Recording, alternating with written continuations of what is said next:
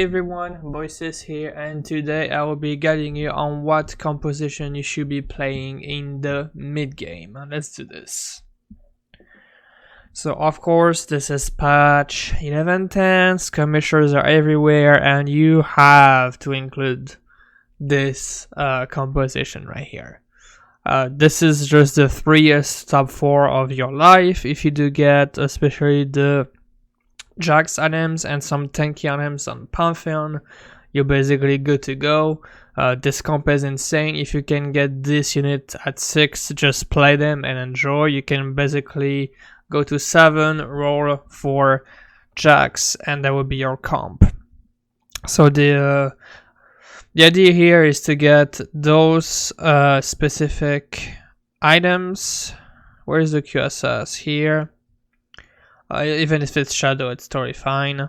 On the carry, which will be Udyr in a early game, and once you find Jax, well, you just pivot. You do this, you put those items on him, and you're basically good to go. And from here, you just need to look at the lobby, because there is a version where you can go 4 Dragon Slayer, which will be the more standard maximum damage. But if you're in a lobby full of other skirmishers and or Dravens, Aphidios, 80 damage really, you should consider pulling the Nautilus and then the Rel at level 8 instead. Pretty simple. Again, in this meta you need to roll at 7 anyway. So you're gonna roll for the Jax. If you can find the Nautilus, it's great. If you can find also the Diana and or the Mordekaiser, those are also fantastic units to add. But yeah, 6 skirmishers and say, just play. Now there's 2 versions of this. This is also an insane board at level 6. Like, you should be win streaking, especially if you got blue buff. Now, it would basically depend on which blue buff you have for which carry you're gonna have. If it's shadow blue buff, you're gonna put it on LeBlanc. If it is the rigor, you're gonna put it on Karina. But the comp is basically the same. 3 Covenants, 4 Assassins. For the rest, it's really up to you. I would still roll at 7 to try to find those units upgraded at the very least, if you can. Ideally, you find an Ivern along the way, even though it's not really, necessary. But if you can, that's fantastic. Is Revenant to Nocturne, which should be your secondary carry anyway. And then you just go from there. You can have Volibear. If you want to go 6 assassins, that's fine too. If you get an assassin's pad, by the way, you should try on the Morgana, so you can keep the 6 assassin and 3 Coven. But yeah, pretty standard composition. If you do not find the Ivern, you can go for a Mystic, especially if you have a AP heavy lobby. Lulu is great. Yeah, just depends what you find. I think the best to find will definitely be the Ivern. Now we have to talk about Abomination Dragonic composition, which is a little underplayed right now in my opinion. This is an insane mid game. Is an insane mid game because by that point you should have at least some Zyra items, which will be your primary carry, by the way. Some maybe AD items on an Ashe, something like, I don't know, an IE. And the goal here is to have Zizirath. Yes, this comp is back. You just put your Abominations unit in the front, the Zizirath's here, the Abomination will spawn, you have infinite frontline, your damage will come from here, and you win the game. Pretty straightforward here, there is not much more to say about this. At level 7, there is a lot of things that you can do. You can add the Ranger for the Ashe, you can have Rise for the 4th Abomination and have your Zyra a little bit more safe. Whatever here synergy you can add is going to be great. I suggest Ranger if you have any AD items, or a Brawler or something like that if you think that your front line is dying too fast because you don't have the Zeroths. Yeah, but do not forget about Dragonic Abomination, it is insane.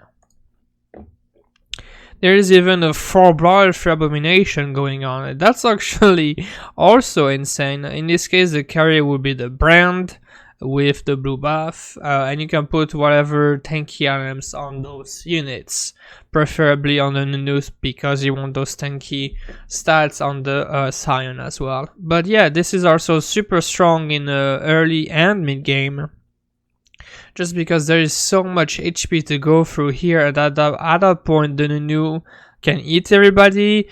The Brand did decrease the magic resist of everyone, while we can finish everybody off. Yeah, it's overall really strong, because you have the Brand as the carry, Arukon having the Zara for Spellweaver, and you can potentially pivot to 4 Brawler, 4 Spellweaver actually, and then potentially go or 4 Abomination depending on what you get. But yeah, this comp is definitely really strong. Here's the version I was talking about earlier. This is an insane board for level 6, and if you can find the Rise at 7, this is basically your comp. Like, you're capped at 7, which is where everybody is capping at the moment, because that's where everybody hits. Jax, Draven, Mordekaiser, Vel'Koz, all of those units. That's why you're strong as well. So, as long as you have your Zeroths, the blue buff here, Vel'Koz hopefully instead of the Ziggs if you roll at 7, hopefully you find it. Put some items on him as well and you're good to go. You're gonna have insane damage, you're gonna have a really solid front line. You're strong. Again, there is the Spellweaver Cavalier version. In this case, I will put the Sejuani at level 7. Or the Rel. If you can find the Rel, please go ahead and put the Rel. But just in case, to be safe, you should always find a Sejuani because this unit is not contested ever. But yeah, this is the comp. You saw at 7, you 3-star this, and that, and you're good to go. Or the 2 costs, basically. And then you go to level 8 and you add the Rel, and hopefully you can find the Vel'Koz for the Ziggs. And that's your composition right here at level 8. Really strong. Now for this, so I did include the 4 cost here just because it requires one, and it's, I agree, a high road to have the specific 4 cost unit at level 6. But either way, if you do have 6 Radium at level 6, you're insanely strong. Okay, insanely strong. Ideally, you find Vel'Koz, and therefore you don't have the Rel. This will be your board. Vel'Koz is gonna kill everything. You put the tanky items on the Leona for now, just because she will be your main tank. But by that time, the Vel'Koz cast, the Syndra will keep her safe, the Lux shields, you're gonna win streak with this. And it's a pretty simple level 7, because you just do this. And there you go. Hopefully when you do roll down, you're also gonna find the Rel, and if you do find the Rel, it will be instead of the Aatrox.